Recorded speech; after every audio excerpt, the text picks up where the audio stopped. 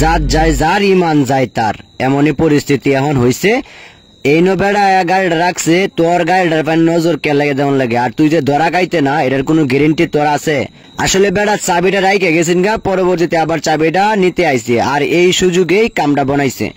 বেড়া গাড়িটা লকও করছে না, না লক কইরাই চলে গেছে। আর ওই বিষয়টা সে লক্ষ্য করছে যে গাড়িটা লক দেয় নাই, চাবিটা টান দিয়ে নিয়ে চলে গেছে, হয়তোবা জরুরি একটা কাজে গেছে কারোর সাথে দেখা করার জন্য। আর সে এখানে বসে মোবাইল টিপতেছে, সাঙ্গু পাঙ্গু একটা নয় আরো কয়েকটা আছে সাথে, গাড়িটাকে লক্ষ্য কইরা সে তীরটা ছুটছে। আসলে কাজ হয়ে গেছে, কিন্তু কাজ হয়ে গেলে তো লাভ নাই, একটু পর তার কি হবে সেটা সে কখনোই চিন্তা করে নাই। চিন্তা যদি করতো তাহলে এই বেড়ার পালসার গাড়ির উপর নজর তার দেওয়া লাগতো না। কারণ ওই লোক পালসার গাড়ি, বেড়া যে গাড়িটা এখানে রাখছে, বেড়া যে গাড়িটা চালাইতেছে এত দামি একটা গাড়ি, তাহলে বেড়ারও তো এই বিষয়টা মাথায় আছে যে আমার গাড়িটা কোনো জায়গায় নিলে সেই বিষয়টা তার মাথায় আছে না, যে গাড়িটা বের করে ফেলবে।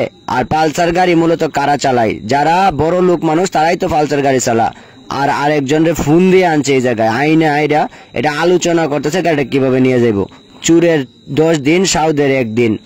এখন বিষয় হচ্ছে যে গাড়িটার উপর সে বৈশা খুব রঙ্গ লীলায় মারতেছে যে গাড়িটা তার, আসলে কিন্তু গাড়িটা তার না, গাড়িটা আরেকজনের।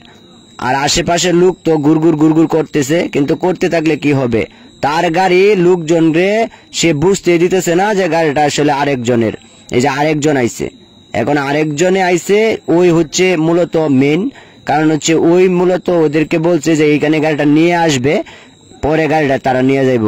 আর সে হচ্ছে লুঙ্গি পিন্দানো, চিন্তা করেন অবস্থা কতটুক, মানে এক বেড়ার গাড়ির উপর নজর দিয়া সে গাড়িটা নিয়ে চলে যাবে।